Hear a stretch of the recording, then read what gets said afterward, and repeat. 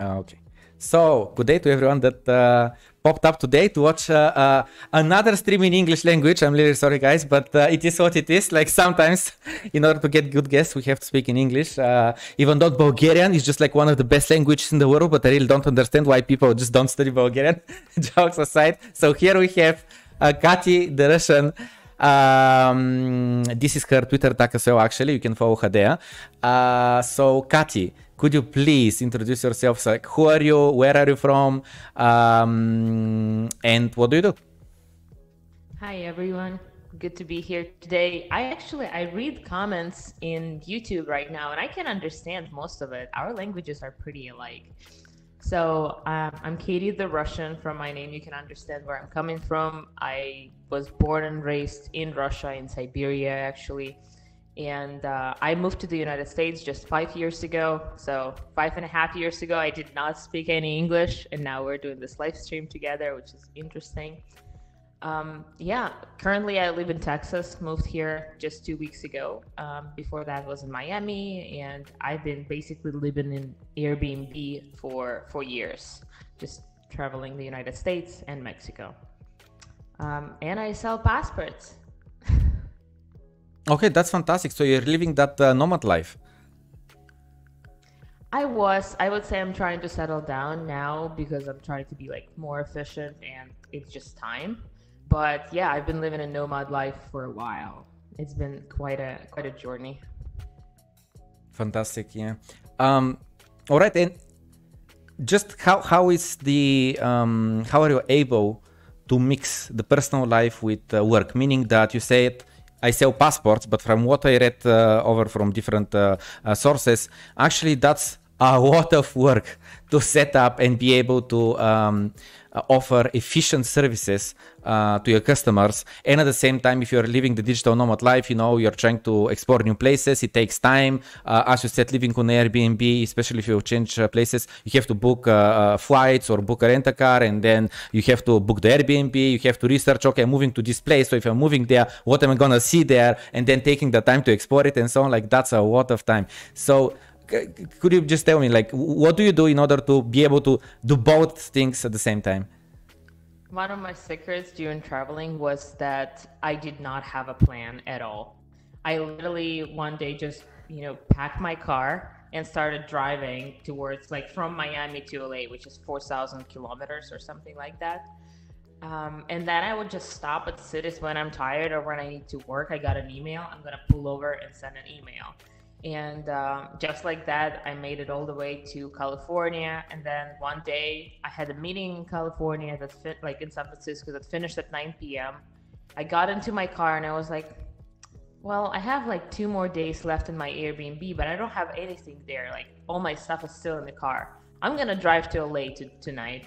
Overnight, I drove to LA. I rollerbladed on Santa Monica the whole morning from 6 to 10 a.m. And then I was like, okay, it's 10 a.m. It's time to work. And like, because I didn't have a plan, I didn't really have to book much plane tickets at the moment at first, because I was just driving my car all over the place. And all my stuff was in my car, so I didn't have to pack at all. I had like a tiny bag that would consist of like, all the stuff for showering and brushing my teeth. And then if you open my trunk, there would be like shoes on the left, clothes on the right. Like, it was pretty set up. And like, on the back seat, I would have a pillow and a blanket. If I'm really tired, I just pull over and sleep on my back seat. So that was pretty cool. I was young and energetic. I still am young and energetic, but I'm not ready to sleep on the back seat of a car anymore, unfortunately, or fortunately, who knows. So that was fun. And then so last year I lived in Mexico mostly. COVID started, all the lockdowns started. And I realized that there's nothing to do here in the States. So I was mostly living in Mexico, where I still was a free person doing whatever I wanted. So that was cool too. My car is still in Mexico, so didn't get to bring it back. I see. Okay, so could you please though walk me through, like, so you said you are born in Siberia and you moved to US 5 years ago. So what's in the middle? Like, Did you, like, I don't know, when I was a kid, like 5-10 years old, did you imagine going to the US? Like, was this at all part of your plan, part of what you wanted in life? No. Yeah? Yeah, never dreamed of it, never planned it at all. After school, I went to university in St. Petersburg. I was studying economics and finance, but I was a professional athlete my whole life. I was doing sailing sport. And when I was 11, I got into Russian national team. So I was competing for my country's team. And then, so by the time I was 21, I was 20 when I realized that something is wrong with education system and something is wrong with the money, because I'm studying economics and finance in the best economics school of Russia.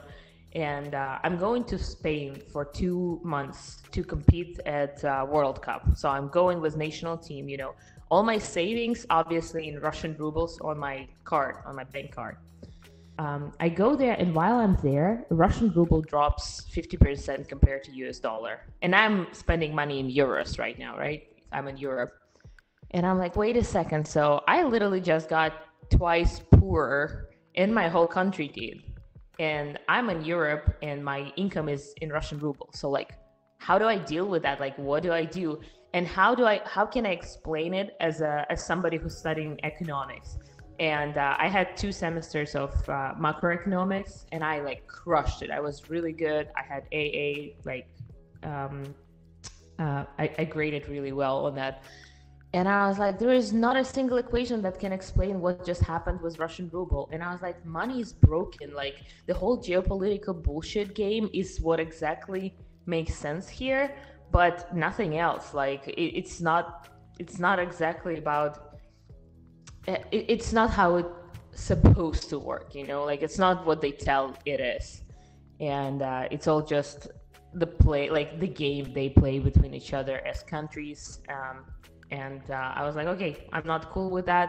So I got back to Russia. I still tried to study a little bit. And then I remember how I freaked out at this one class. So after competition, I was late for a semester. Like, I barely went to university physically because I was always competing. And I'm coming to this first class of the year, and it's like HR stuff. So like how to hire, how to do the culture of the company and all that stuff.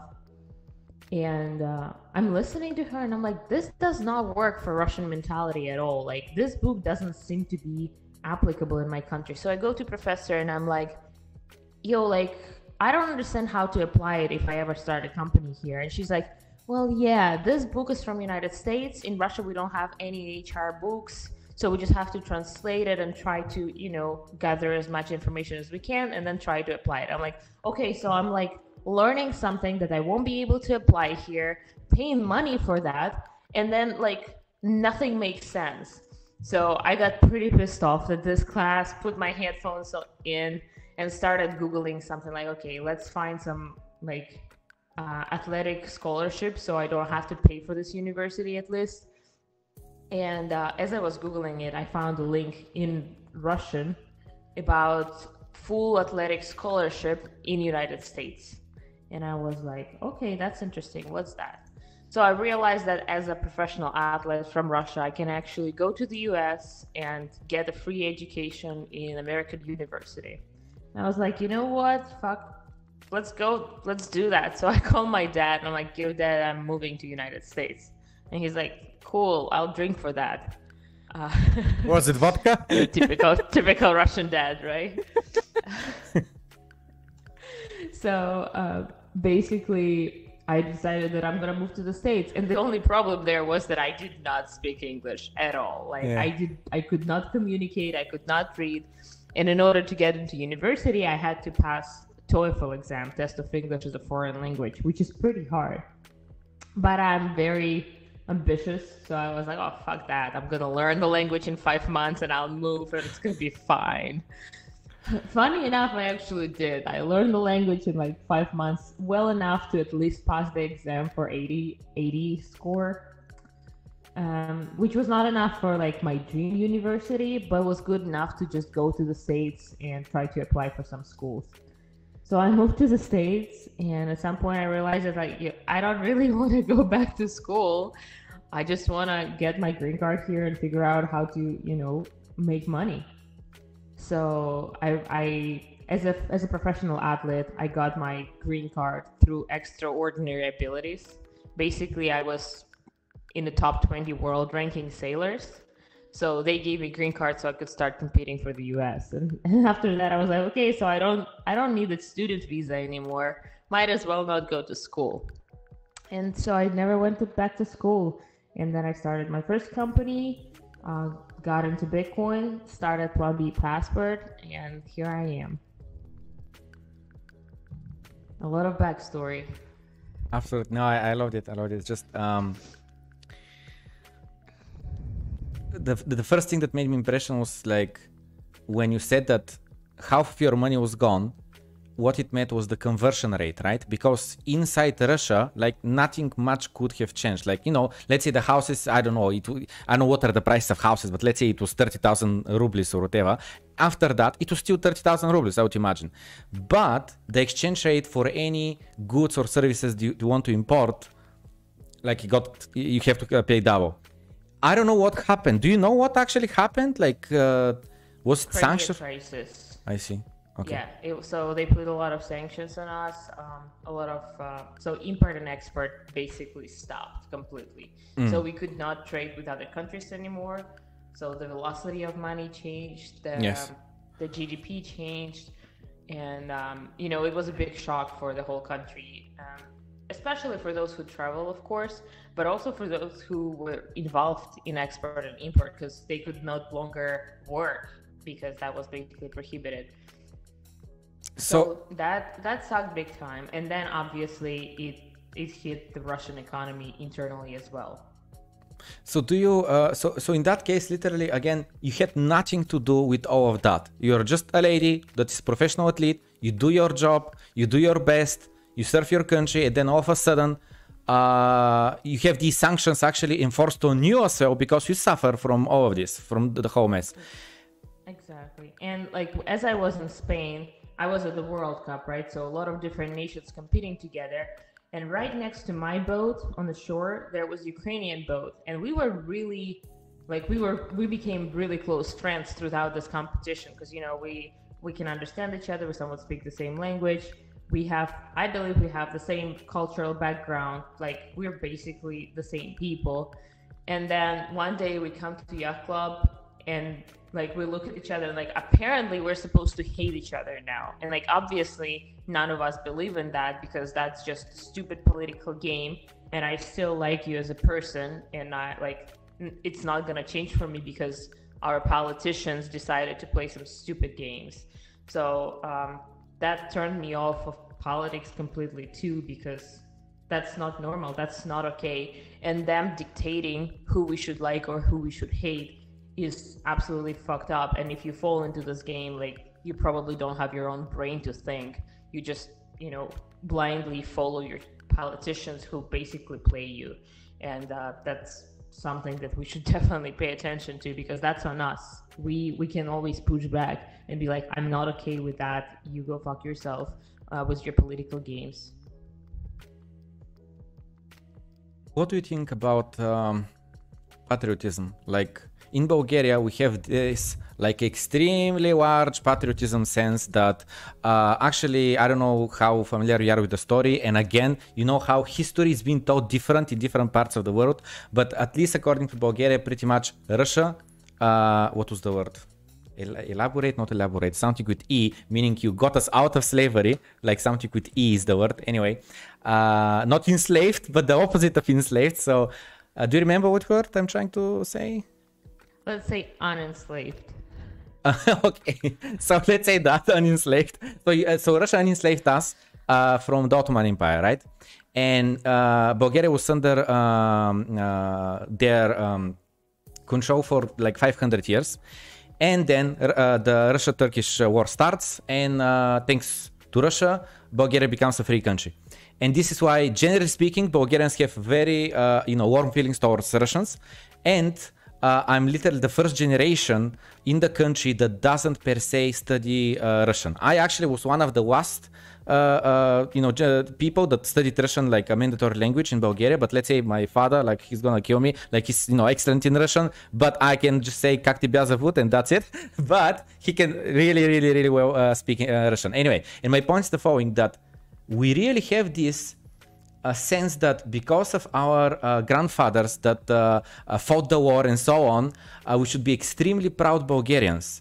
But I feel like more and more this is used as a tool. Like, you should serve your country, you should do the best for your country, even if you have like a cover-up government or corrupt politicians ruling over you, and they're just saying like, if you don't do what we are telling you to do, you're not a good citizen, you're not a good Bulgarian or good this, and therefore actually you're like spitting on your ancestors and so on. And I just feel like this is more and more weaponized or control of the population more than anything else. What's your like thoughts on the topic? For sure, I can definitely agree with a lot of that. In general, people look at patriotism as different words. So like, I'm Katie the Russian. So obviously I'm like, maybe not proud exactly, but like I highlight my roots and I like my culture and I want to keep it going. And I like to teach my American friends the language. I show them Russian movies. And like, I share the culture because I think it's interesting and I think it's cool. And like, I want to keep it in myself because I like that. And I want to keep this piece of me going on. Even so, I acquire a lot of American culture. So in this scenario, I'm somewhat patriotic, and I'm going back to Russia for the first time in 5 years next month, and I'm like extremely excited to go back. So I don't have any hate for Russia by any means, but simply because I don't have any hate against any country, because then it would again means that I'm falling into some political game. So now that being said, I'm sovereignty advocate. Суверенитет, probably the same word. Yeah, we get it. In Bulgarian. Yeah, so basically self-sovereignty is when you're the origin of your decisions, you are the origin of your safety, you are the origin of basically everything you build around yourself, right? So I only rely on myself, I do not rely on government. I associate myself with my decisions and my thoughts, my opinions, and not opinions or any politician or even family member. Like, in our family, we have different decisions, different opinions, and it's fine because like, we don't have to be the same.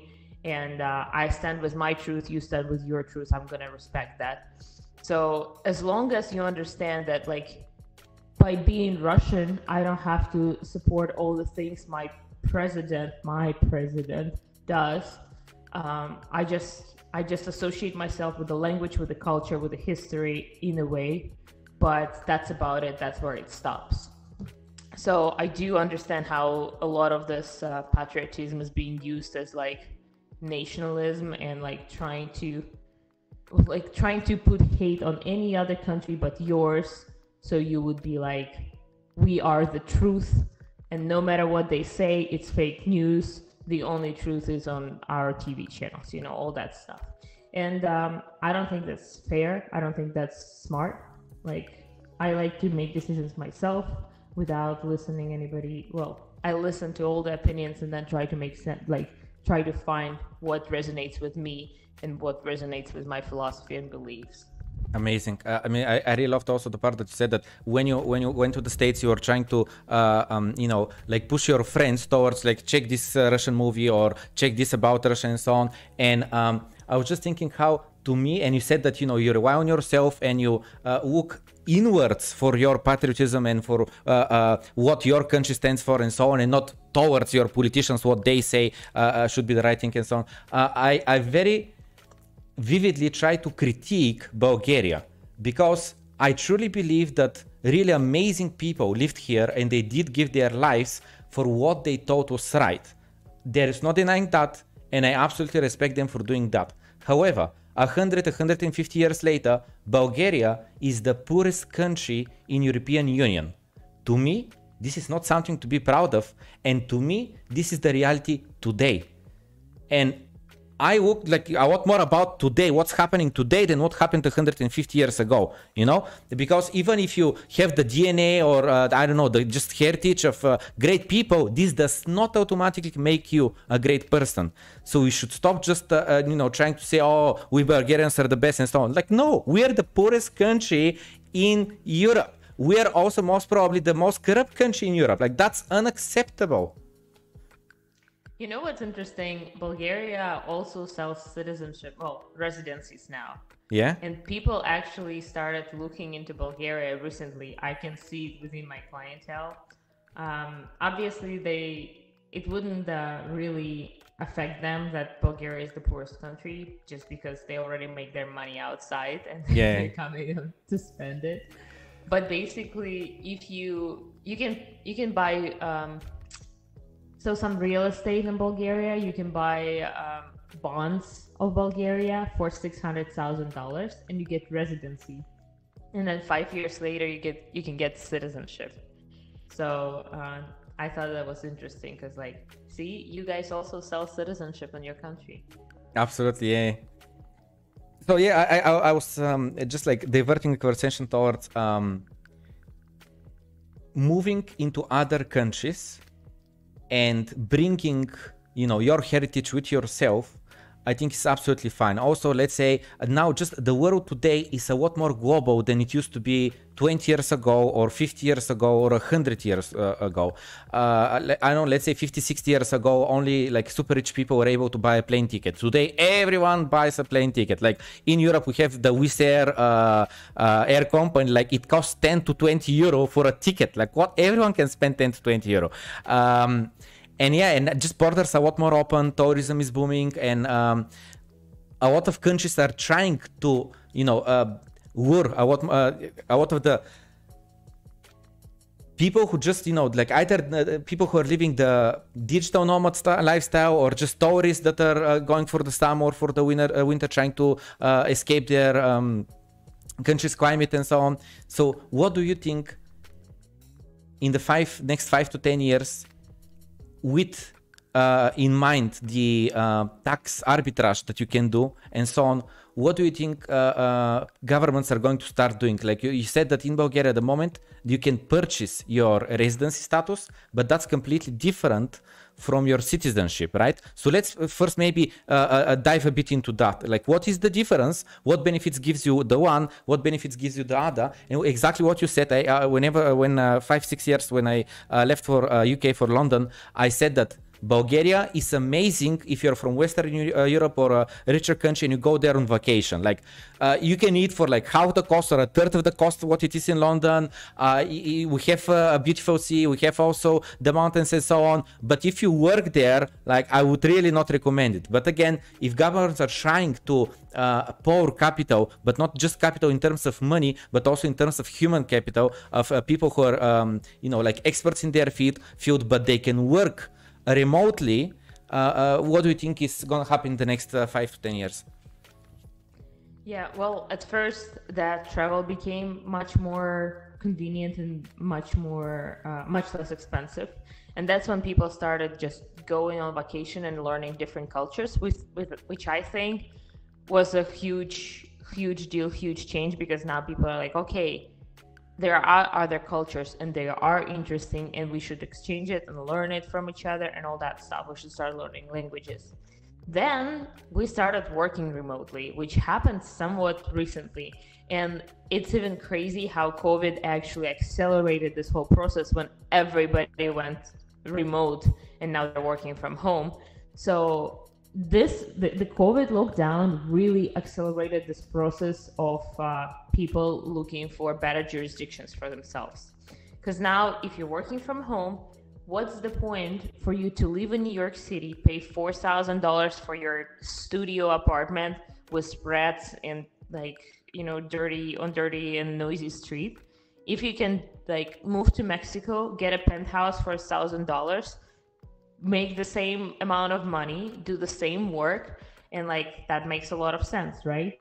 Now on top of it, you realize that like, okay, I can either be in London and pay UK taxes, or I can move to Portugal and minimize my tax burden as well. So this whole game is gonna accelerate and it's just gonna keep growing. And I think this is amazing because this is where we incentivize the free market between nations to start and compete for us, our human capital, fruits of our labor, and our wealth. Because now, if I can, well, with Bitcoin, you can pick up all your wealth and go. Like, you don't need to sell your real estate, you don't have to do any of that. You just pick up 12 words and go. And that's beautiful. So I think it's just gonna keep growing, and I'm all for it. And I want to recommend the book to everyone listening, Sovereign Individual. They talk a lot about the fall of nation states and how we're gonna first go, like, start traveling and look for better opportunities for ourselves, but then we're basically gonna force nation states to die because they cannot sustain that, because they were not chosen by citizens to spend money there, to bring their labor and bring their taxes there. So I'm all for it. Very excited. I think it's great.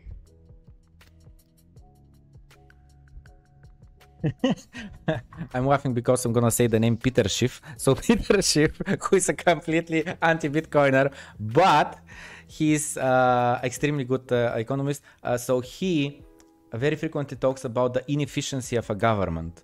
And again, we have this in Bulgaria. Like, when you're at a government job, that's the dream. Like, you almost don't do anything, but the paycheck just comes in. And I constantly say, like, that's mind-blowing. Like, in a company, when they hire me only because I'm competitive and only because on the interview I did very well. And once they hire me, I have this 3 months probation period where I have to prove my worth. If I had to learn any new technology, I'm a software developer, I had to learn it and then I have to apply it, and they can be sure that this guy has the motivation, has the skill set, has the, team skills, meaning I'm not fighting with other team members and so on.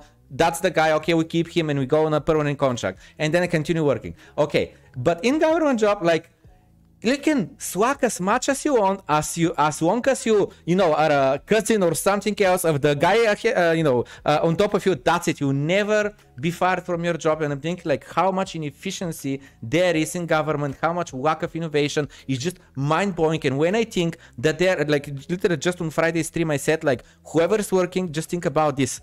Out of the 8 hours that you're working, 2 hours of those hours go for all the government jobs, right? For your politicians and for just all the government jobs. So whenever you go to work, just think about it. The first 2 hours, you worked for that. So next time you go, as you say, to your service provider, just ask them how much of a good job did they do for you. Because here, let's say, I don't know, like, for whatever else service, if you're unhappy with your service, you just change it. Like, regardless, it's gonna be your internet provider, or I don't know, like the guy who repairs your car and so on. But with the government, the issue is it's a lot harder to change your government, while at the same time you're forced to use their services. Like, you have no choice, because the payment is just getting deducted automatically without you clicking the yes, I agree checkbox. It just happens, period.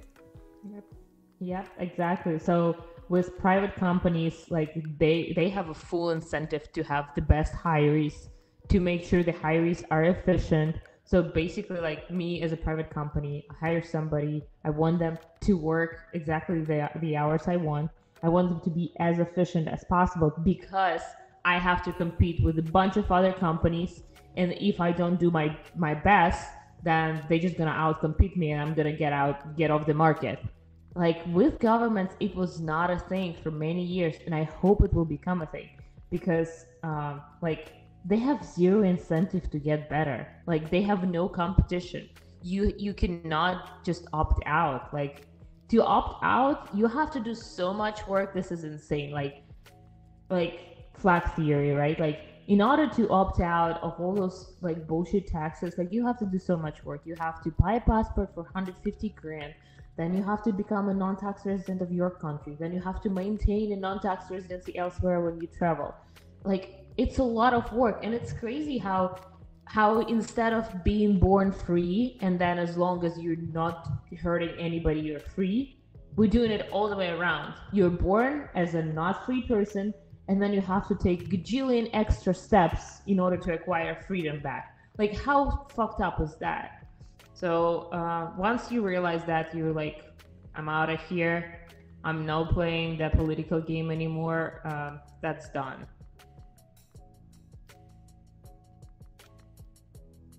We had a small chat just before we started the stream, and exactly what I said, that we are born into slavery of the government and the country that we are born into, regardless of how you feel and what are, you know, like your life goals, your life views, and so on. So okay, let's dig into the technicalities. So firstly, what is a residency status? And you said, I forgot the term, something about non-tax resident. So is there a different residency statuses, like a tax resident and a living resident, or what? How does that work? Let's passport aside and being a citizen aside, just residency. How does that work? I'm gonna make the example out of you. Okay. You're a Bulgarian citizen. You Yes. moved to UK. Okay. You work there. You use their services. So now you're a tax resident of UK. And UK and Bulgaria actually have a dual taxation agreement between each other. So when you pay taxes in UK, you don't have to file it in Bulgaria because they have this dual taxation agreement. So citizen of Bulgaria, tax resident of UK. Now you moved back. Let's say you moved elsewhere. You moved to Portugal. You're no longer a tax resident of UK, and you basically, like, to make sure that you're no longer a tax resident of UK, I would like even maybe take extra steps. Or if you, let's say, lost the work permission there, that's fine, that you don't have to basically do anything. But now you have to establish your tax residency in Portugal. And let's say you founder of your, you know, let's say you now have your own company. So you don't actually get a W-2 or like an actual salary from anybody. You're just trying to make it happen with your company. How do you establish tax residency in Portugal? You have to do things like long-term rent. You have to like start a company. So basically, you're proving that, okay, I'm now here, I'm local, I'm doing this, and that. I'm gonna start paying taxes here in Portugal or something. So you're living there, you're paying rent, you're purchasing food from the local restaurants, and you can prove all of this with whatever paperwork is needed, with your contract, with your bank statements. You would have a local bank account, I would imagine. Yep. So tax residency status is really different in different places. So, and becoming a non-tax resident of the country is also different process everywhere. Like, it all depends on local laws. And a lot of people asking me how to do that. Like, I already know the process was like Canada, UK, Australia, New Zealand, but like I can't know the process in all the jurisdictions. So you would basically need to reach out to local accountant and ask how to become a non-tax resident of this particular country. But yeah, it's not citizenship. Do not mix it up. It's basically what country is now gonna tax you, right? So now that, like, to bring it back to what I do, I sell mostly citizenships, unless we're talking about Portugal. And like, let's say you're buying a St. Kitts passport and you are from UK. So you bought a St. Kitts passport which has zero capital gains. Yeah, I'm sorry. Just to confirm. So St. Kitts is what? A country, a region, a state? What is it? St. Kitts and Nevis is a country. Consists of 2 islands, St. Kitts and Nevis. Okay. And it's a country in the Caribbean. So basically 2 hours from Miami, 2 hours south from Miami. I sell passports from this country, and when I say I sell passports from there, it's not that, you know, I open my palto and I have passports in there. how we imagine it in East Europe. Basically, okay. I provide services for people to put together their paperwork, go through due diligence, and make the donation into this country's sustainable growth fund, and back they get the passport. So let's say a UK citizen got the passport from St. Kitts, and this passport, like, St. Kitts has 0 capital gains tax, 0 global income tax, 0 inheritance tax, and all that stuff. But in order to take a full advantage of this tax regime, they would have to become a non-tax resident of UK, because just having a passport is not gonna help them fully. Okay, I'm sorry. Just I have a few more questions. Okay, so firstly, you said that Bulgaria and UK have disagreement about dual taxation. and I don't know if they have it with Portugal and so on, but let's say UK and again, what was the country? Saint Kitts. So UK and Saint Kitts, would they have an agreement like that? Do they have to have an agreement like that? Yeah, most of the countries now have this dual taxation agreements, and if you show them that, hey, I'm no longer UK tax resident, I am now paying my taxes in St. Kitts, like it's gonna be legit. Okay. And then basically you just maintain a non-tax resident status in any high tax nations, and you take a full advantage of the St. Kitts deal. Okay. Which is like not many of my clients actually go and live on the island full time, but they establish a tax residency there or make sure they maintain non-tax residency elsewhere. Okay. And how do you get a non-tax residency elsewhere? Let's say I'm a Bulgarian, how do I get it from Bulgaria? Or let's say I'm a UK citizen, how do I get a non-tax residency from UK? Do I have to file paperwork or what? How does it work?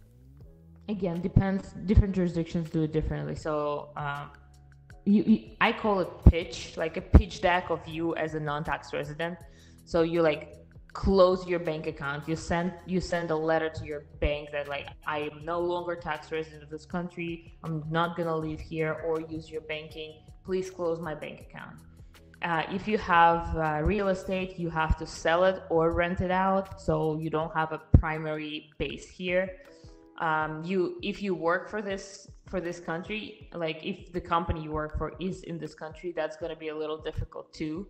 So you would need to establish residency elsewhere and then be hired with this company as a resident of another country or something like that. So it's a whole process, but it's not that complicated once you have it step by step and then you just follow it. Okay. And you said that it excludes you, not excludes you, you become tax residents for capital gains tax, and what were the other taxes again? Income tax. Income tax, okay. Global tax, so, you said, I think, and inheritance tax. Inheritance tax. Inheritance tax, yeah. Global income tax and inheritance tax. Okay, just to make sure, the global income tax, what is that? It's no matter where you, like, it's just your income no matter where it's coming from. I see. Okay. So, and in any country, like internal income would be like you opening a store on St. Kitts on the island, and that would be income tax in the country. Global income would be money that you receive from other companies from outside of the country. Okay. All right. Okay. And what you provide is not per se sell passports. You provide the service to assist someone to do as little as possible work, and for you to do all the work for him, for the customer to be able to get the passport. That's correct, right? But I really like to say, hey, I'm Katie, the Russian, and I sell passports. Yeah, that I get sounds it. good. Yeah, absolutely. But yeah, basically how the process works between me and clients, we jump on a call. We start with strategizing. Okay, what are your goals? What are your needs? What's your current citizenship status? What's your family situation is like? Based on all this criteria, we figure out what country actually serves your needs and goals. And then we look at the pricing. So for a family of one, for a single applicant, one country would be the cheapest option. But for a family of four, it would be another country. So we kind of strategize on that side as well. We come up with like what are the deadlines that we need to meet, and then we started the process. So first 30 to 45 days, it's basically me, my legal team working with the client, putting together all the paperwork, things like diplomas, birth certificate, all the stuff for due diligence, like FBI report or police report, all the medical stuff as well. So we put it together with you, notarize it all. On our side, we fill up all the government applications and you just sign them, and then we submit the application to the island. After that, it takes about 90 to 120 days to go through due diligence process. That's just us sitting and waiting and government officials doing their job very slowly, as usual. Yep. And then they come back and they're like, okay, you're pre-approved. Here's the bank account, send 100 grand there. And 2 weeks later, you'll get the passport. Done. Nice. All right. Okay, so the whole process takes like what, like 3 to 6 months? Yeah, I would say up to 6 months. Okay. And would you say that this, even though it's very applicable to cryptocurrencies, actually it can be used for many other reasons? Definitely. Before we had, Bitcoin millionaires, we had other millionaires, and like people been doing it for years, for decades. So that's not a new thing that they came up with for Bitcoin. Now with Bitcoin, it just makes sense because it's really hard to move your money from bank account to bank account if it's like a couple mil. But in Bitcoin, it's like what, a transaction was like $2 fees. Pretty cool. Yeah. So now we just have, we have better money because we actually have a limited supply money that is censorship resistant, and there is no authority that makes it print faster or not print faster, and that makes it beautiful. And on top of it, we also can actually cross borders with this money without governments also like constantly counting what you have in your wallet and all that stuff. So that's exciting. All right. So I have a few questions that were asked by the audience that we get. Just a second. Let me open them here on the second screen. Where is it? Okay. So the first question actually is, have you ever been to Bulgaria? I think the answer is no. No, I've never been. Do you know where it is on the map though? Do I? Like it's fine if you don't. Just like, do you have any idea whatsoever? Well, we must be close. If you had, I'm building the whole map. Yeah, I'm building the whole map. If you had a war, if Russia had a war to, oh my God, that word, what is it? I'm gonna Google translate it because it's like, I'm so close. I'm actually Google translating Dancy right now because everybody mentioning it in the comments. I'm trying to figure out what that means. So liberation. So you liberated us. You liberated. That was the word that I was looking for. So Russia liberated Bulgaria from the Ottoman Empire. So now I'm translating Dancy.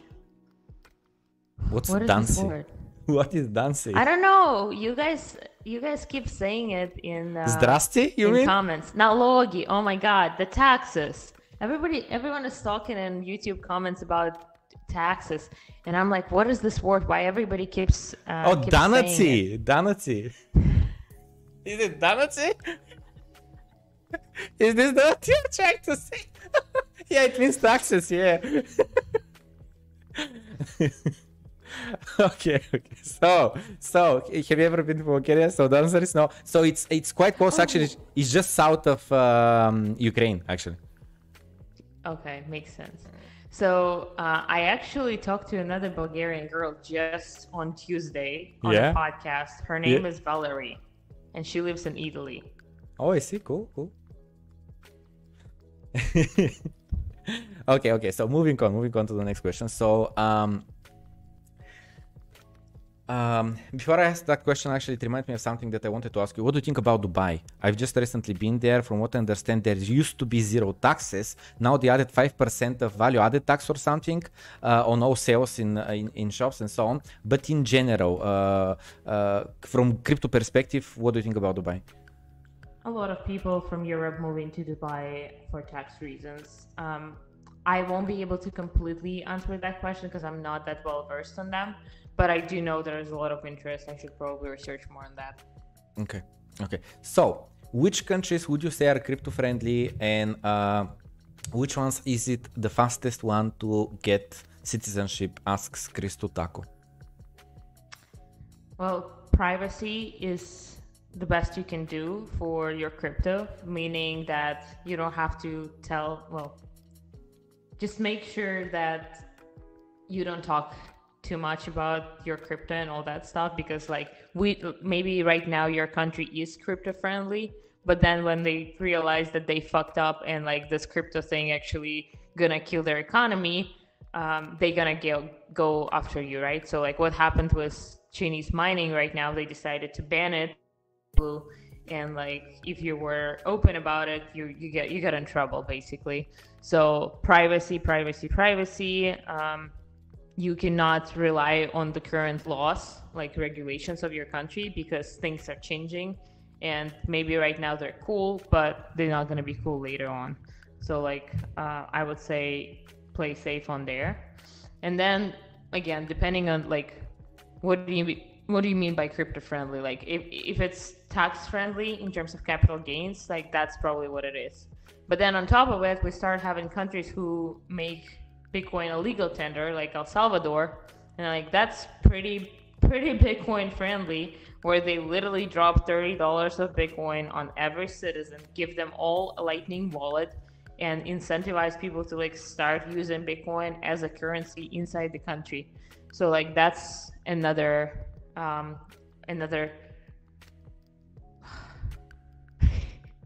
two English speakers, two of us. Another way to make it crypto friendly, I guess. I couldn't remember the word. Actually, you know what? With El Salvador getting Bitcoin's legal tender, and I honestly, just recently Paraguay stated their legislation. It was completely different. They don't recognize its legal tender. They recognize it as property. Argentina, yeah. So, but you know, the dream, generally speaking, is to be able to use Bitcoin through Lightning Network or otherwise, to be able to just, you know, use it as money, exchange and so on. Some people say, oh no, it's store of value. Michael Saylor constantly says, oh, it's property. Like, do you buy coffee with your flat in Manhattan? Like, no, it's your property. You're trying to generate yield on it. You just want to hold it for 100 years, pass it over to your children and grandchildren and so on. And I'm just thinking, just recently, Jay Good was, we had a podcast with him, and I said that I don't want ever to sell all my Bitcoin, right? Or other crypto, like whatever shitcoins I have. But the idea is like, I never want to sell all of it. I just want to, you know, like freeze, close some gains. Let's say, I don't know, let's say I bought 100 Bitcoin or 10 Bitcoin at 10K. And let's say it hits 100K. Like, you know, you make 10X on your money. Like close half just in case. So there is no way to lose money, and diversify, right? Put it in some other assets, especially if you don't have any other assets. Like, I don't know, like make income out of buy-to-let properties, or if you want to buy some stocks, if you want to buy some, you know, this farmer land that you can just let it to lend it to farmers to use it, and then they pay you part of the profit from what they grew there and so on. But I would never want to sell all my crypto, right? And I'm thinking like these people, your customers, what do you think is their attitudes towards that? Like, do they go there literally with the idea, okay, that's it, I'm selling all my crypto, and let's say depending on which country, they might have to pay 20% to 40% tax. By the way, in Bulgaria, it's only 10%. Do they have to, so it's not that bad. So do they have to sell 20% or 40%? So let's say it's 20%. If you have 10 mil, 20% is 2 million in taxes. 40% would be 4 million in taxes. That's a lot of taxes. So it's definitely worth it. All of the things that you have to do, even if you have to spend even up to $500,000, if you spend 2 million on taxes, that's still $1.5 million saved. So do they, do your customers do it literally with the idea, that's it, I'm out of crypto, I'm selling everything, I'm just living the life in on the islands, or what do they do? No, not at all, definitely. For most of my clients and me personally, Bitcoin is money. I make money, like I have income in Bitcoin, I save money in Bitcoin, I spend money in Bitcoin, and I measure my wealth in Bitcoin. So when we have a dip, like I still have as much Bitcoin as I had on the all-time high. So I do not count my savings in US dollar anymore, basically. Obviously, I check the price once in a while, but like I'm trying to accumulate as much Bitcoin as I possibly can. And then, as he said that he never wants to sell all his Bitcoin, well, imagine it was just your saving account in US dollar. You never want to run out of all your money in US dollars, right? So that would be the same. So for me, the end game is live my life as comfortably as I possibly can while also accumulating more Bitcoin, because like that's what I would do if Bitcoin didn't exist. I would still try to live my life while trying to save more than I spent, like trying to have higher income than I have expenses to make sure that I have a secure future, or maybe my kids have secure future. So Bitcoin is money.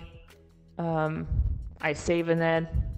It is better store of value than US dollar. It is better medium of exchange in a lot of cases. Like, you're a software engineer, you know how some, like, I cannot send PayPal to Ukrainian programmers because they don't have PayPal. Like, the wire transfer would take a lot of time and money to do that.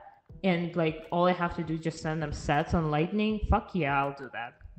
Like, that just makes it easier. So it is better medium of exchange for me personally, for sure, just because of how international my network is.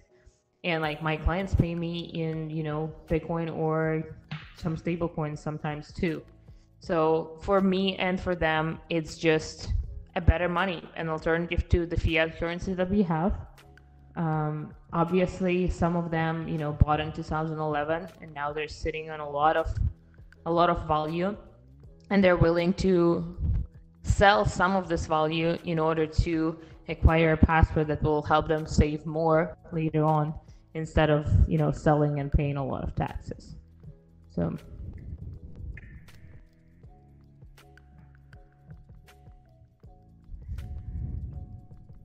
about the Lightning Network and what is money, I very frequently on my streams I say how Bulgaria, the country, our national currency is called lev, and I constantly say that if you don't think that Bitcoin is money because you go to the corner store where they sell fruits and vegetables, and the lady there haven't even heard of Bitcoin and she doesn't accept Bitcoin, and therefore Bitcoin is not money, I said, okay, take your real money, your lev, go to Germany, go to States, go to Australia, go to Japan, go to China, show them your real money and tell them, here, I'm paying for your services or your product. Good luck. Like, the only place where they accept the Bulgarian lev is in the country of Bulgaria, and maybe in the neighboring countries, but within 100 kilometers from the border. After that, they're like, oh, no, like, we don't want this real money. And then the only difference between Bitcoin and the Bulgarian lev is that Bitcoin, the people who accept Bitcoin, because I accept Bitcoin for my time, for my services, for my products. If I want to sell, let's say, I don't know, my car or my bike, I would accept Bitcoin. The only difference is that we, just like the network, are decentralized. We are all around the world, but all the Bitcoins combined outnumber by a lot the Bulgarians around the world. Yeah, I agree with that. There were so many times when I would be abroad, like with my American cards, I would go to Mexico, and just out of blue, two of my American cards would stop working. It would be a fraud alert or something that I didn't let them know that I'm traveling. And like, both of my cards are not working and I have no cash. And like, what do I do? If I didn't have Bitcoin right now, and I wouldn't be able to go to ATM and just get cash because somebody is censoring my money. Is it really my money in the bank if I can't use it? Like, I feel like it's their money now because they're in control of it. With Bitcoin, I'm in full control. No matter where I'm at in the world, I will always be able to find somebody who is willing to give me, you know, a roof on my above my head and a meal for Bitcoin. Like, yes, it's not at every corner, but like, I feel more secure traveling with Bitcoin than with any other currency, including US dollar. Absolutely. Again, I frequently talk about this, how with the banks, I had this story that my an ex-girlfriend of mine, she owned 300 of the local currency, leva, right? And she had 2,000 in her bank account. And because she didn't pay the 300, they froze her account of 2,000. And they said they're not gonna freeze her account until she pays the 300. So she had to borrow cash from me to go to the counter, pay the 300, so they unlock the 2,000. And I'm like, okay, I get it. Let's say she didn't pay her debt. Okay, freeze the bottom 300. Don't freeze the 2,000. Why would you freeze the whole account? Like, this doesn't make any sense whatsoever. And also, like, because earlier we talked about money losing its value, my grandfather left a third of a flat's money, a third of a property's money in the bank account with the idea that when I was 4 years old, with the idea that when I grow up, I'll have enough money, let's say, to purchase a property with that money, right? With all the, how's it called? With all the interest rate that I would receive. And when I turned 18, no one contacted me that I have money in the bank account on my name. And again, he left enough money for a third of a property. And when I turned 32, so this is already 28 years later, 28 years of interest rates, what I get back, and I kid you not, is enough money for a normal dinner in a normal restaurant. That's it. That's what I received. It's crazy. And this happened just this year, like a few months back.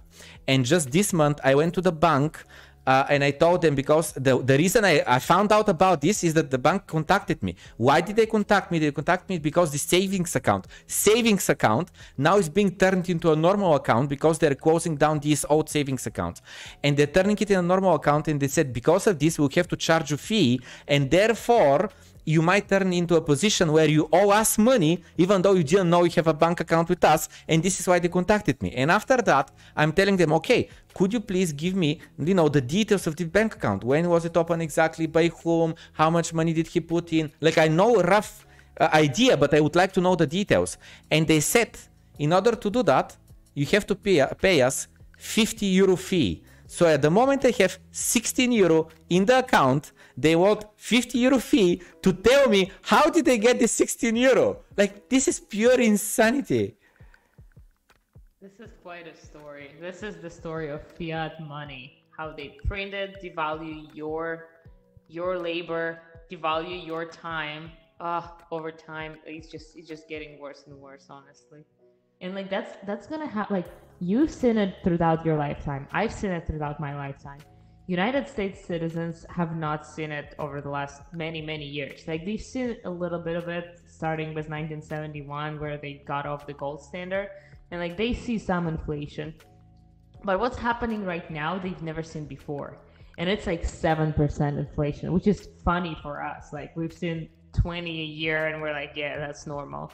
But they see 7% now, which I think 7% official is what actually going to turn into 20. And it's going to be a big slap on their face because they do not realize it's possible. They do not believe it can happen. But like, the money printer been going on and on for last 18 months. It's going to be ugly. And it's funny enough, it's going to be ugly all over the world because of how much financial effect and influence United States has on other countries too. So like, better prepare all over the place, honestly. Like, I think it's going to be very bad in the global economy for a while. Absolutely. We removed 3 zeros from our national currency back in 1997, and this is pretty much like the moment when the value that my grandfather left really got destroyed. And again, this is money that he could have went, I don't know, like just traveling around the world or partying for months on end and so on. And he didn't. He wanted to save this value for his grandchildren. He gave it to third party, hoping that they're going to increase this value. They're going to use this value, make some money off of it, pay some interest back, and give it back to his grandchildren. This is why he's done it. And he got fucked, I got fucked, that's it. And no one's responsible. I can't sue anyone about this. This is insanity. Devaluacja, when you take the three zeros off. Denominacja, yeah. Right? Denominacja, yeah. Okay. Okay, moving to the next question, which is the following. What is the difference between having a company in an offshore zone and to get a citizenship in a similar country? When would you say it's better to have a company or to have citizenship? So corporate taxes and personal taxes vary a lot. So sometimes if your company makes money, you just need an offshore corporation. But when it's capital gains of a person, that would be different, right? So depending on your strategy, you would need to understand which one serves you better. That being said, something else I want to mention on that. Oh yeah, just consider corporate versus personal taxes. and how you strategize it. And then together with corporate taxes and offshore corporations, a lot of asset protection coming from that, right? So in my country, I've seen a lot of seized bank accounts. Basically what you mentioned was your ex-girlfriend, when like her bank account got frozen. Like they would not be able to freeze her St. Kitts bank account because they would need a subpoena to go to St. Kitts, and like they would need a legal order or a judge order to actually be able to freeze the account. And then St. Kitts would be like, no, we're not down for it. So like the game of decentralizing your assets jurisdictionally is asset protection mechanism too. And like 10 years ago, I would tell you, yeah, that's the only way to protect your assets. Go open bank accounts somewhere else where your country doesn't have access to. But now we have a different asset protection mechanism, which is like, it's all here, good fucking luck freezing it. So I would say, like, for people who diversify and do have income streams in US dollars or any other currency, and have corporate income streams, like offshore makes sense. But Bitcoin is the best asset protection mechanism. Like SHA-256 is the ultimate asset protection mechanism.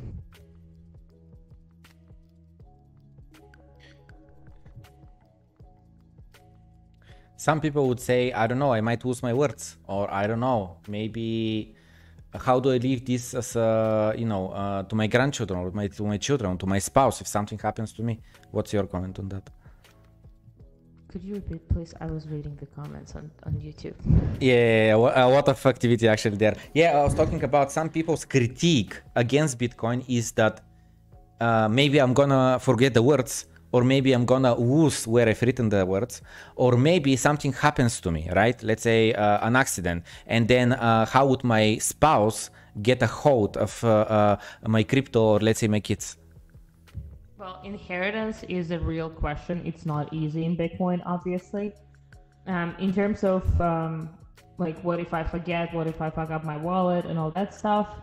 Well, with great power comes great responsibility. Like, it's your choice. Do you want to control your money and rely on yourself? Again, this is about self-sovereignty, личностный суверенитет. You rely on yourself, you trust yourself, you educate yourself. It's very empowering to, and then you're like, okay, I have full control over my money, but it, like, the responsibility that comes to it, I'm willing to take it. And I'm willing to learn how Bitcoin works and all that stuff. And I'm willing to protect my 12 words and all that. Now, regarding inheritance, it's a different question. It's much harder, I would say. But like, as of now, I think it's pretty solvable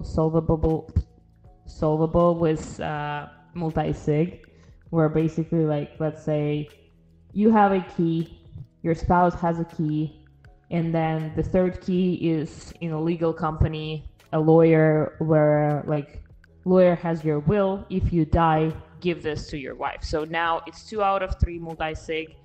After your death, your spouse gets a second key, and she's now in a full control of the Bitcoin.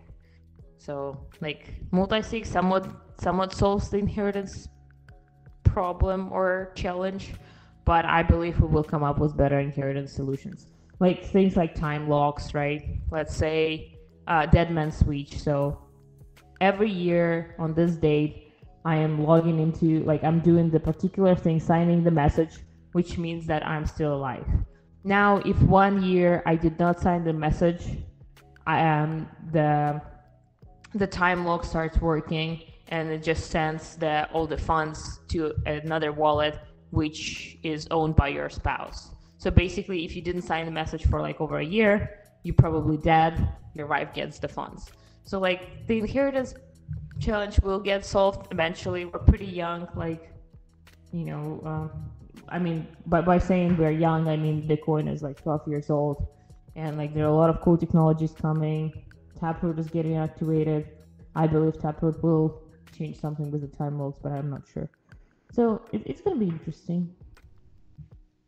Absolutely.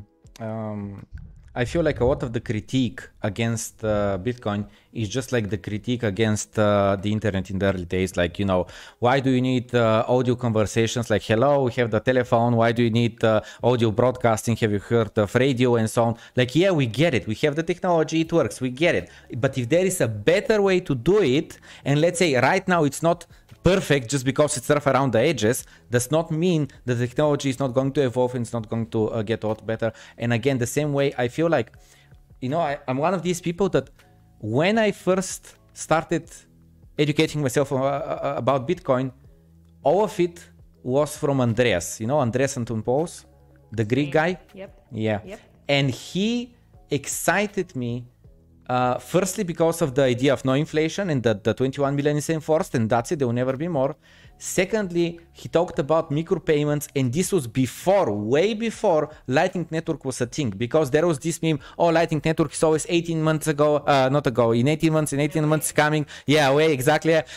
Because it was really delayed again and again. Sure, but today it is real, and just last few days we are getting these, statistics of how the Lightning Network is just growing. Now it's at 1800 Bitcoins in it. And I actually as well deposited some Bitcoin from on-chain to Lightning, and then I started sending with the wallet of Satoshi to the viewers, just to, you know, experience the technology, see how amazing it is, and how fast the transactions are. And then the next day I click on the receive button and show the QR code on the camera, and I'm like, and someone pays the invoice, right? And I'm like, you see, I don't know even who paid the invoice, but the money just came through like this without the permission of anyone. Just amazing. Anyway, and my point is that one of the things that Andreas Antonopoulos was, extremely excited about, and got this excited me, was about micropayments, and how, let's say, whoever watches this stream could pay 1 cent to view the stream, and then the stream would be without any advertisements, any need of any other monetization. It's just about how much value do you create, and as long as people are willing to pay even 1 cent, you'll be able to exist as a content creator. And then he talked about even about the Internet of Things, and how, let's say, your fridge could monitor what you have in your fridge at the moment, and then make the purchases automatically to your local store or whatever for delivery and so on. But all of this can be automated, and these payments can go through the Lightning Network again before it even existing. So all of this tech, even today, it doesn't exist, meaning all this automation, all of these micropayments and so on. But we are on the way there. I feel like just people are too impatient. They hear about this great story, this amazing potential, and they're like, where is it? Like, when it is here, you're a bit too late to see Bitcoin as an investment. At that time, you see it just as a tool, a part of your life. For sure. No, I use Lightning way more often than I use on-chain right now. Sphinx app. It's a mobile app that actually has the stream, like they call it streaming sets. So basically I started listening podcast on Sphinx, and it's basically a messaging app with podcasting included. So, like, for example, I have here a Citadel Dispatch podcast and Tales from the Crypt Dispatch podcast, and I can start listening right here with no advertisements, and I'm streaming sets to them. Like, every couple seconds I'm sending sets, so I don't have to listen to the ads and all that stuff. So, like, this different monetization model is going to be pretty huge for everything, because this is like different incentive, right? Like, broken incentive is what's happening right now all over the world, like with Facebook, right? I cannot customize my experience there. I have to look at all the stupid ads they give me, and now it's like every third post is an ad. And on top of it, they collect my data. Like, I would prefer if you guys didn't collect my data, if you didn't show me ads, I'm willing to pay for it, but they don't have it as an option because it's much harder, and like they just chosen their business model. Now with streaming sets, I can always do things like, hey, I'm gonna scroll through my feed. I don't want to see anything but my friends' pictures, and I'm willing to pay for it. I know that you're providing, maybe centralized, maybe not server for that to host those pictures and all that stuff. You build the software, I'm willing to pay for that. So, like, changing the incentives in how products and services are delivered to customer is going to be fucking awesome. I'm super excited. Amazing. Yeah. And there is these like, I would just say Twitter bots with propaganda, and they're like fake accounts that just, I don't want to mention it, but let's say it's related to the current situation that we have around the world.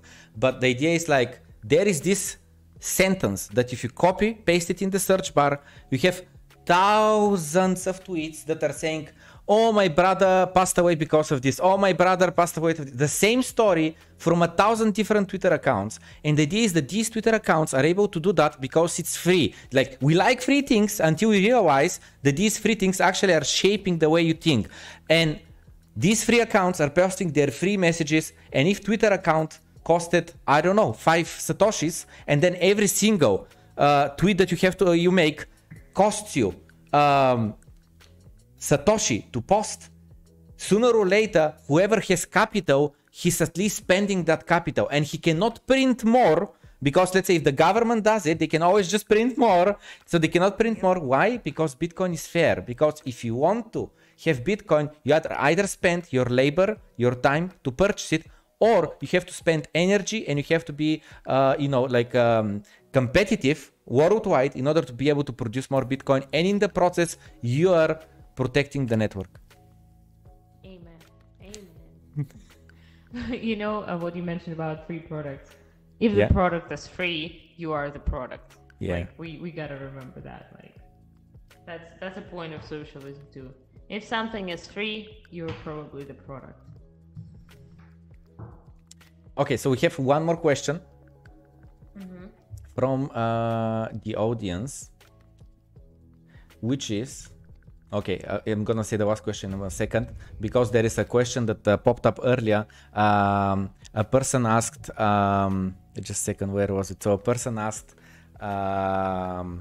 if you're single, and then he said, also in Bulgaria, we can get a passport by marrying. You know, he's pretty much making an official proposal here. So if you want fewer taxes, you can definitely marry the mad dog from the chat. My dad is a Russian prosecutor hunter, so go first talk to him. Oh, I see. Okay. He has to get the approval, yeah? Yeah. Okay. So, okay, jokes aside,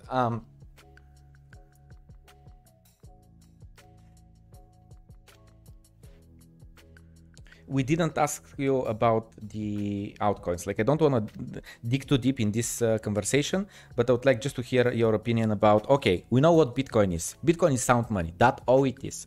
It just prevents corruption as much as possible. It assists with, like, whoever wants to achieve something, he has to either do it himself, or he has to has the capital to do it. There is no way just to print your way into it or corruption your way into it. That is Bitcoin. With Ethereum, we have DeFi, we have smart contracts, we have, you talked about time locks, you talked about multi-sigs and so on. With DeFi, with Ethereum, we have the possibility to have so many other things, including now decentralized exchanges, including now NFTs. I love how Mark Cuban talks about turning his Dallas Maverick stadium's tickets into NFTs, with the idea to be able, if people want to resell the tickets on the secondary market, with the NFTs code, he's going to get, let's say, I don't know, 10% or 15% of the resale value. So what's your thoughts on the broader cryptoverse, not just Bitcoin? I'm Bitcoin only. I'm pretty much, not pretty much, I'm totally Bitcoin only. Well, Bitcoin sats. The only shitcoin I touch is US dollar. Basically, that's how it works. I'm hardcore onto Bitcoin. I think that a lot of value that altcoins try to provide is a made-up value, and they either don't understand markets or don't understand incentives, and it takes some time. I thought that there will be something in altcoins I just don't understand, and all that stuff, but then I realized that altcoins basically misaligned with my philosophies on many different things, and they always compromise something. They're trying to build something cool while compromising the first principles, and I'm totally cool with anybody doing whatever they want, because that's what I'm cool with. Like, people can do whatever they want, but for me, the first principles are extremely important, and I believe that Bitcoin is the only one who follows all the first principles I have for myself, and therefore I'm not playing with alts at all. Some people pay me in USDC, and then I quickly convert it into Bitcoin.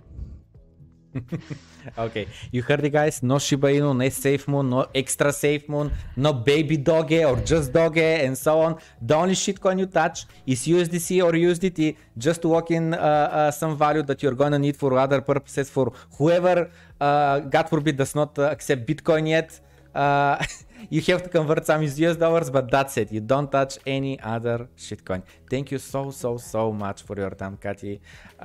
It was amazing. Really, it was a blast. Cheers, yeah, guys. I had a lot of fun for sure. Cheers.